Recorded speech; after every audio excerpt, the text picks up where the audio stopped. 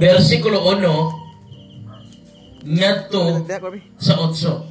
Busa mga anak, pagmalik na dungog nga akong giwali atubangan sa kadaghanan.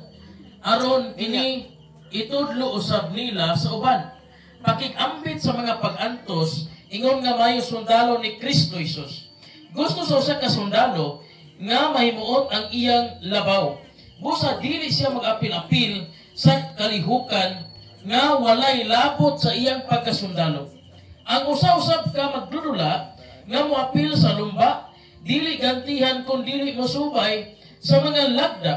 Ang mag-uuma nga naghago pag-ayo, kinahanglan maoy makadawat sa unang bahin sa abot. Palandunga kining akong gisulti, kaya Ginoo magtabang kanimo sa pagsabot sa tanan. Hinumdumi si Kristo nga kaliwat ni David. Gibanhaw siya ug mao kini ang maayong balita nga akong giwali.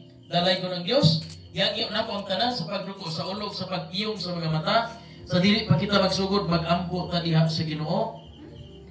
Labing balaan og may hugmaon na mo nga Dios, tagiyas tanang butang labi na sa mong kinabuhi.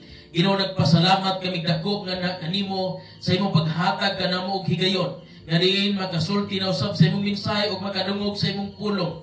Tungod kay Ginoo nga kini nga kagabhion, ikaw may musulti pinaagi nining imong sulugoon, ug ang matag pulong ay gasaysay ug mensahe ay gapagula nining nga kagabhion Ginoo. Timuos ug tataw nga nagikandya kanimo, ug mapanalanginan ang imong mga katawhan, bisan pa man ang wala ni apil, niini nga maong tigom nga makadungog ang ilang mga dalunggan, mapanalanginan man usab sila. Salamat sa imong pagkamaayo Ginoo, kami nag-ampo pinagi sa ngalan ni Hesus ang tanang kaingon. Amen and amen.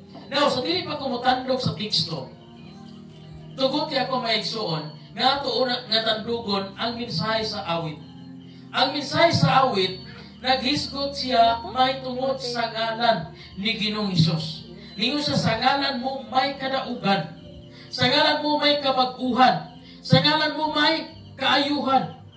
Dili mga igalaigsuon, makita nato nga ang tanan ngayon nga butang gibuhat pinaagi ka Hesus. Nga kung sa ato pa siya ang sinugdan, siya ang katapusan, ug sa ato pa igalaigsuon, ang tanan nagsugod diha kaniya, busa ang tanan atong ibalik diha kaniya. Amen. Ang atong kinabuhi gikan sa Dios. Amen. Ang atong gininhawa gikan man sa Dios. Ang atong kusog gikan man sa Dios. Labaw sa tanan kanang atong trabaho karon gikan na sa Dios. Imong igsuon gikan na sa Dios. Nakabaton kag igsuon, muna nga usay maka-question ta, Pastor, gihigugman ako akong igsoon, pero nga nung gikuha man siya dayon sa Ginoo. And remember, higala igsoon, nga bisag gikuha siya sa Ginoo, itang tanan mo paulit ta sa Ginoo. Na kay anak nga gikuha sa Ginoo, dili na imong anak iya na sa Ginoo. Wala kay katungod nga magbuot sa Ginoo, kung kano sa siya kuha, kay iko ra na nga gipagamit sa Ginoo, o gipahulaman, o gipaatiman sa imo. Na kay bana nga buutan, gikuha sa Ginoo, wala kay katungod nga mubasol o mublame sa Ginoo. Tungod kay ang tanan nagsugod sa Ginoo o ang Ginoo mao tag-iya nimo. Amen. That's why higala igsoon, kung kinsa tong tag-iya, siya mo'y adunay katungod sa pagbuot nini.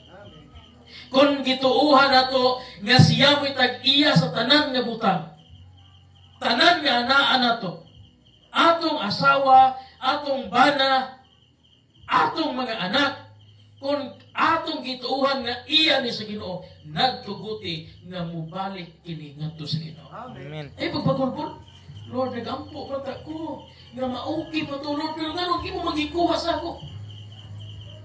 Wala tayo katungod nga mong kwisyon. Kaya ang tanan iya sa Ginoo.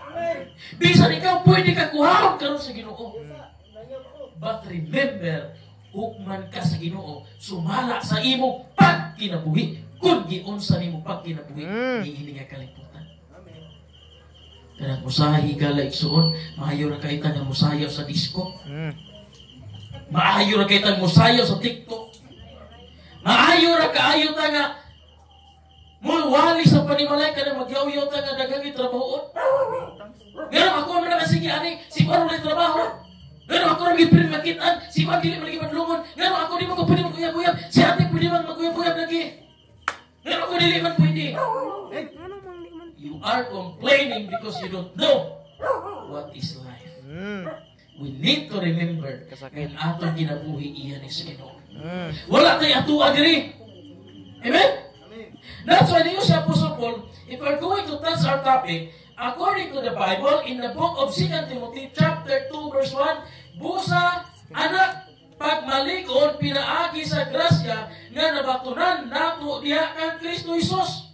O sa diagi ko niya, pagmaligon. Ayaw sugot, nga namati kagwali ko ito kasi mo ito panistoryahan ka. Kaya dili kaligon na, ang ligon na Kristohanon, kanang dili mamati, sa dili may katuyuan. So ito yung nato dili para mag-chismis? Dili. So ito yung nato dili para mag-maritis? Dili. Ang tuyo nato dili is to learn what the Bible say. Amen. Muna ito tuyo, dili ka magkataon sa pulo sa Ginoo. Dili magkataon sa pagkapalibaran. Dili magkataon sa pagkamaritis. Dili magkataon sa pagkatapulan. Sa tapulan na kayo mabasa ang Bible. Mujud. Tapulan na kayo sugutan ni Pastor. Reklamo. Ganito, asa mo Pastor? Paglakaw niyo, sige ko balik-balik. Ay, tao siya, tilig yun. Sugutan. Yan nabitin ko, Lexon, remember. Wala nagtanaw ang Ginoo sa kung sa paagi di mo gipakita sa mga tao ang imong pagkinabuhi. Ang gitanaw sa Dios ni Lexon ang naa sa imong sulod. Muna ningon ang Bible, pagmalig-on sumala sa grasya nga imong nadawat pinaagi kang Kristo. Pagmalig-on. That's why it's somebody mingon nga, ayun, gumwari ni mo, brad. Proud po kayo mingon na, dili, oy. Wala tayo nga ika, ingon nga dili, oy. Ano mo na mga proud po sa mga galingon. Dapat ni mga itubag, grasya na ni sa Ginoo, brad. Kaya walay tao nga makasulti siyang pulang sa iyang kaugalingon. Kisa namin magkasulti, mismo ang Diyos. And according to the book of Matthew chapter 10 verse 20, sa matagi kayo na kamo magsulti, ang espiritu sa inyo amahan mo magsulti, pinaagi kayo. Amen. Just remember, ang espiritu sa atong God the Father, ng istorya, pinaagi sa kasulugoon, kunya kita diri, nagsigir na tabi. Uy, usay Facebook ni mo.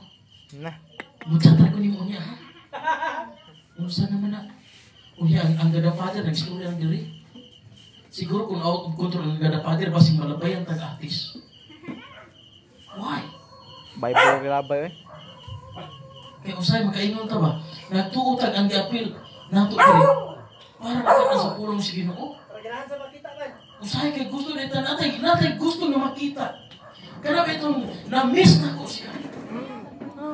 Di ba?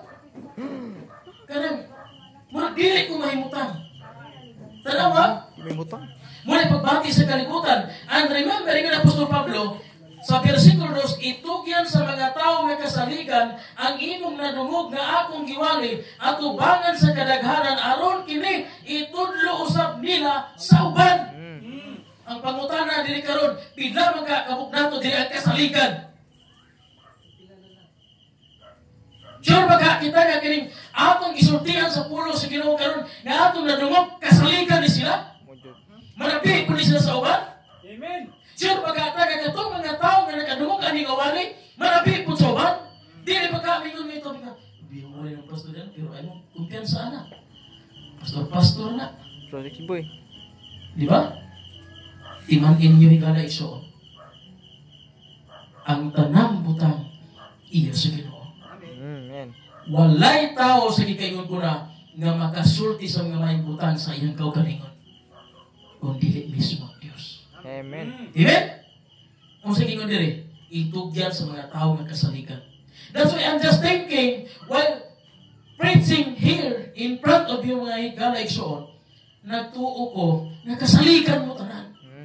Nga kining anin yung nadungog, inyo puning isulti sa iyong pamilya nga, ma, kanindot sa kung nadungog, kawali dito, ma. I'm so blessed nga, nagtuo ko mga ikaw may nagbuhat na ako, si Papa may nagbuhat na ako, nga ingon pa na singot kayo pagbuhat na ako, pero ang Diyos kayo nagbuhat na ako, ma. Siya kayo nagbuhat na ako. Dili ko imo ang anak, ma, kundi sa Diyos di ay ko. Gipatiman na ko nimo. Wala maayon ako bunali. Sagpain. Ito di mama, ay si pabadlong. Meron ka mapil Bible study, mabadlong kay ka. Wala kay ikatubag. Di ka was plato. Ano man? Kay dili man mo epekto ang pulong sa Ginoo sa imong kinabuhi. Kun dili ka kasalikan. And remember what the Bible say, kung dili ka kasalikan sa gamayng butang, di ka kasalikan sa dagkong butang. So, wala na may problema ng suot. Basta suot na. Ang gitanaw sa Ginoo sa kasing-kasing man. Ano ba yung mag-short na kung kuhan? Basta wala, bitaw mo. Dili na mo tinuod ng Kristohanon. Kaya tinuod ng Kristohanon, gikan sa sulod, sa kasing-kasing, makita sa gawas kung saan paagi ka na kinabuhi.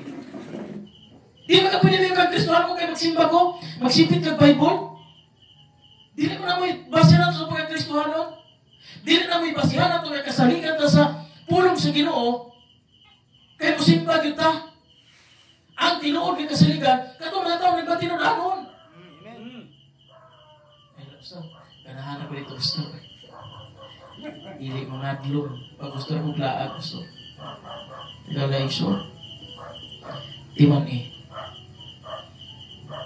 kung mahilig ka laag, ma-influensyahan ka sa kalibutan. Timan ang tanong, higalay suon nga dunay uod, imong itapad sa tanong nga walay uod, matakdan gayon. Ang tanong nga walay uod. According to the Bible, in the book of 1 Corinthians chapter 15 verse 33, ayaw ka mo palimbong ang dautan ng mga kauban makadaot sa mayong pamatas. Kisa may pirmi mong kuyog. That's why beautiful saying nga ningon, tell me who your friend and I tell you who you are. So tingin ko kisa mo mga higala. Wala mo mga higala? Palahubog na. So dili ko palahubog, kuyog ko nila. Kung sige ko niya, tell me who your friend and I tell you who you are. Dili ka kitag manok na iyang kanunay kuyog baboy. Di ka kitag baboy yang kanunay kuyog iro. Ani ingon sila, a bird same feather are flock together. Meaning to say, ang langgam daw nga kanunay nga magkuy parehas na sila balhibo. Kung kauban nimo pirme katong mga tao nga walay Dios sa kinabuhi, mga tao nga kusog mamalikas, mga tao nga kusog mamakak, na ay daghang bisyo, sari-sari nga bisyo.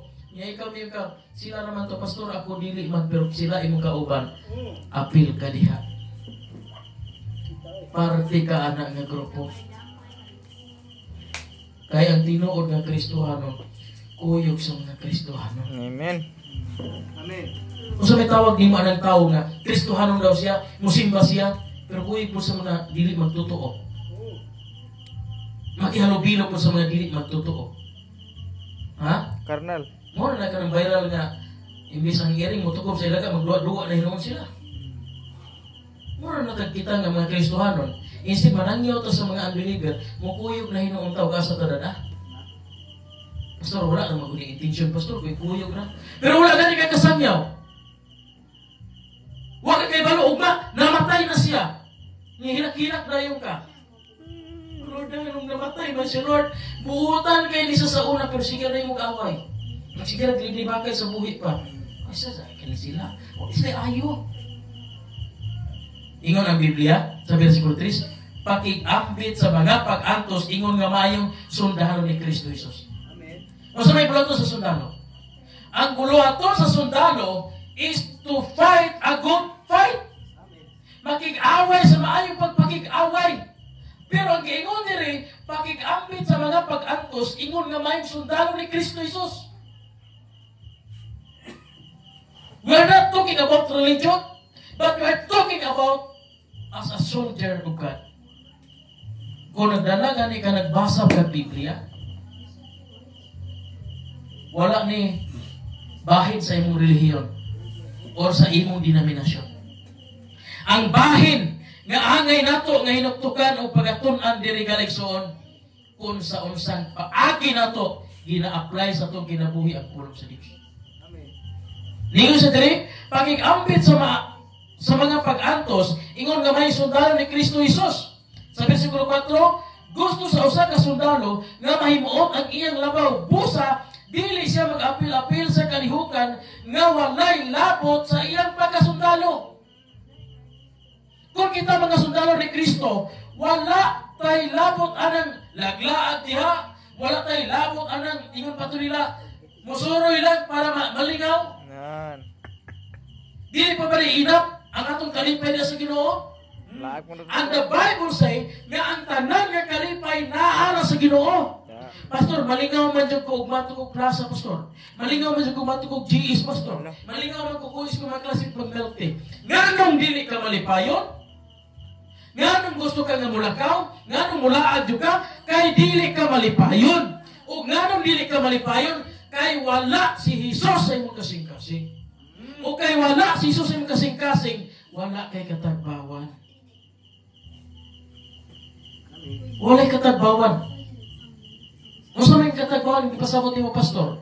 Kana bang dili jud ka masatisfy kung di ka kalaag. Usahay mamakak na lang sa mama ug papa. Ma. Pa. Dugay jud ko mauli ron kay naa mi project. Unsa may project ninyo? Day. Kuan, project ng sa science. Sumbaka. Unsa man na nga project sa science? Sa kuan ma sa biology. Unsa na biology? Is the study of life. Pagkanindot tayo anak-anak. Unsa na study of life? Basta makaibaw ra ka anima. Nabuntis. Pagkadugay-dugay na buntis man yan. Boom. Iyong ka! Maghimo ra kag project! Muli kay gabi na! Nga na buntis man ka! Ma, mauni akong gingon nimo study of life. Ano nila? Ha? Kisa may man anak. Bago ka ba makay-group project man niya? Ha? Si mama in town, mura nakakitag aninipot pagka dungog sa istorya sa anak. Unya, unsa man na hinungdan, tungod kay kahi kag ulo. Dili ka maminaw sa imong leader. Mas ginapaminaw nimo ang imong kasing-kasing. Nga kanunay nga nagapite ganito siya na. Siya na ba? Dili pa. Nagtuo kag mauna pero dili pa diay. Ang gingon sa Biblia, kung sundalo ka ni Kristo, dili jud ka mag-apil-apil. Ang gipahayag pa dire, ang sundalo gusto siya nga mahimot yang leader. But sa henerasyon nato karon, wala na ko kakita disciple nga gusto niya mahimot yang leader. Kanunay na lang pabigat sa leader. Kanunay na lang pabadlong sa leader. Walay panahon og dili mubadlong si leader. Ang ingon sa Biblia, ang usa ka sundalo gusto niya mahimot ang iyang labaw. May Kita kung kinsa gi-appoint nato nga leader sa Ginoo para maatiman nato, dapat atong mapahimuot. Kana pa makakita si leader nga ningon ka na pastor or di ba leader kanang na ako'y mga invite karon sa atong cell group. Mahimo si leader anak kini kaya makasulti ta sa pulong sa Ginoo. Amen. Why kalag man ni? Ini kamatayan nila, wala nimo sulti sa pulong sa Ginoo, paninglan ka sa Dios. Amen. Nigpaningin nimo sa Ginoo, makaplagan ka nga wala nimo gigamit sa husto ang minsay sa Dios nga imong nadungog. Kaya nagtuo si leader nga kasaligan ka, giwalihan ka niya, pero pag umagwalay diay ni pastor, ang nahinumduman na lang, ang joke na lang ni pastor. Ang wali wala na kahinumdum. Ala, grabe, lingawan ako sa wali ni pastor. Lingaw kay kato, yan joke ba? Pero sa mag-iwali ni pastor, ano sa mato, basta kay kato naging joke. Project. Nagala iksyon, ayaw, sugot nga mo ulit ka, nga way suldi mong utok. Ayaw sugot, nga magtaliwan ka niya kalibutan, nga walay tao, nga musunod sa kabubot o sa Ginoo, pinaagi ni mo. Di maniw, di ka magpagamit sa Ginoo, ang yawa may gamit niyo. Gamiton ka niya. Kung di ka niya himuong chismosa, libakira, Ato ka sa katulo. himuon ka niyang spy. Ha? Kanang mahimo ra bang membro sa purpose? Pungko pamati pauli ra gyud. Wa ginakatunan. Pungko pamati pauli pabadlong. Balik ra gyud tani. Pungko pamati pauli pabadlong. Kasayang. Ingon siya diri sa bersikulo 5, ang usa-usab ka magdudula nga moapil sa lumba dili gantihan kung dili mo subay sa mga lagda. Kung maayo daw ka nga magdudula, wala kay ganti. Kung di ka musunod sa lagda, so dili ka maayo. Meaning, kung usa ka kaalaga sa Ginoo, kung dili ka musubay sa lagda, nga ginasulti diha sa simbahan because ang kamatuoran naman sa simbahan. Ginapadayag man diha igala igsuon. Amen. Pinaagi sa pulong sa Dios. Kung dili ka musunod ani, wala kay ganti. O siguro ba sila kay ganti? Pero di man duha ra ka ganti ang ako na ibawan.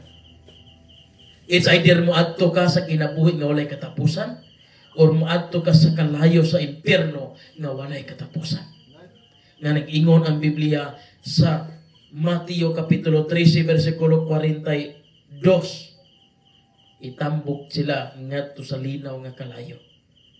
Diin adto sila maghilak ug magkagot sa ilang ngipon. Dito wala na'y panahon nga mayong ka nga Ginoo, pabalikan ko sa kalibutan. Kay nagmahay ko nga wala ko namati ni leader. Wala ko namati ni pastor.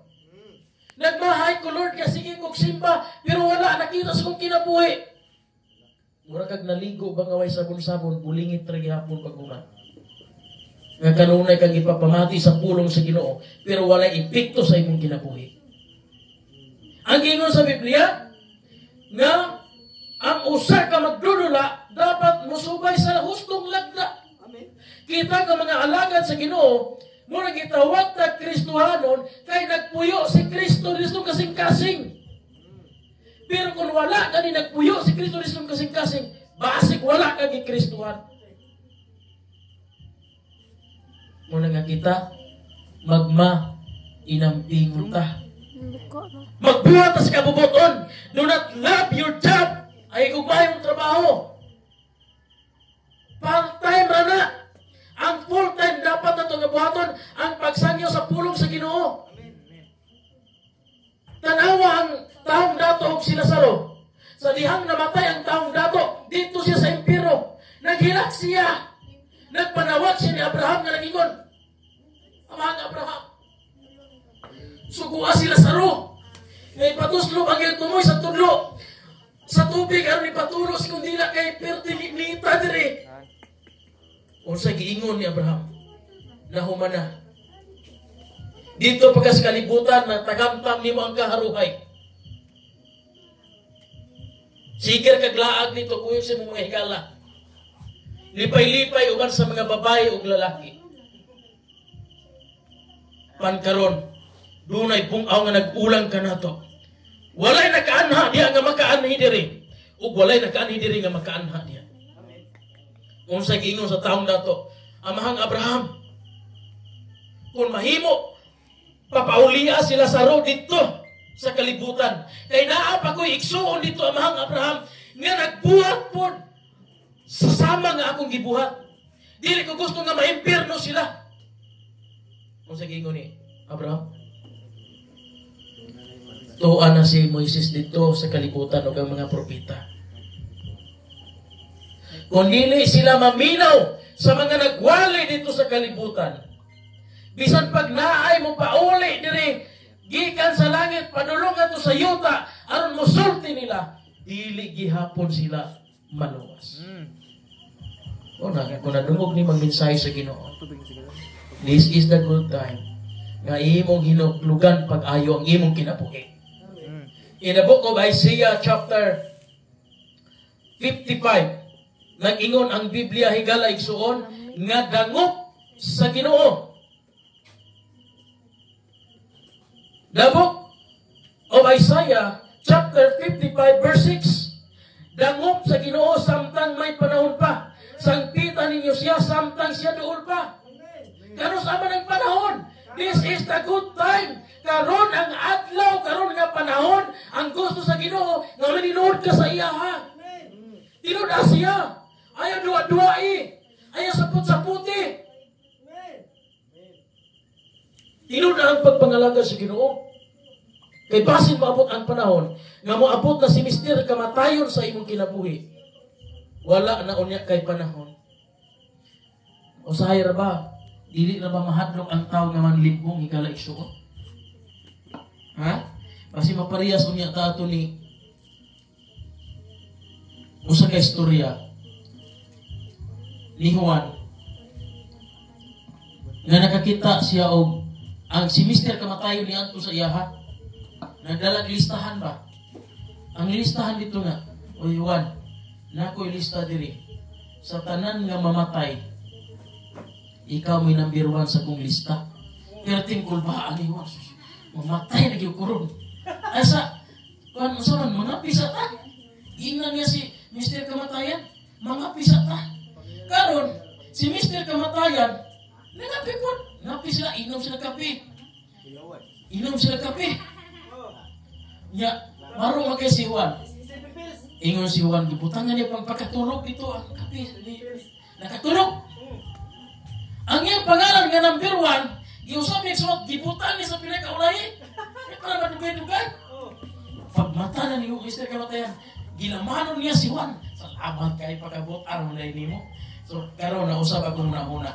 Imbis ikaw may number 1, ipalhin ka sa pinakaulahi. Allah. Patay. Kay gipalhin naman niya daan sa ulahi. Di siya gyapon may nauna. Igala igsuon, di na nimo madag limbong-limbong. Nara patay tao igala igsuon nga na mindset nga. Og dili ko magbisyo, maurang pataya. Og magbisyo ko, mamatay ra gihapon ko. Kung dili na lang magpaligis, maurang pataya. Tungod kay gilimbungan sa kalibutan ng iyang muna. Now, in the book of Timothy, chapter 2, verse 7, lingon siya, palandunga kining akong gisulti, kaya Ginoo magtabang kanimo sa pagsabot sa tanan. Ikaw lang igsuon, kung dili ka mamalandong sa pulong sa Ginoo, di ka makasabot. Bisa kapila na kapusdaki ni Pastor o Bible di sa pulpit. Kapila na kagyapa kag Bible sa pulpit ni Pastor. Kung dili ni mo pamalandungan niyang pulong, walay mausap sa imong kinabuhi. Kung unsa ka kapadlungon karon, kanunay ka namati sa pulong sa Ginoo, hangtod kay kamatay nimo, padlungon na gihapon ka, kay wala man ka na malandong sa iyang pulong. Unsa giyo sa Bible? Pamalandungi kining akong gisulti, kay ang Ginoo magtabang kanimo sa pagsabot sa tanan. Kita ka na malandong magata.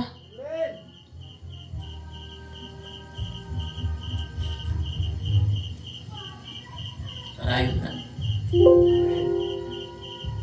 Ika na igsoon, sultian ka. Kung dili ka magpadayon sa Ginoo, ikaw na alkansi. Na mga tao nga pilosopo kayo ng mingon. Tinuod ba ka nang Ginoo? Wadyo ko, kita ang ilang Ginoo. Labi na ni mga born again, wagi makita ang Ginoo diri.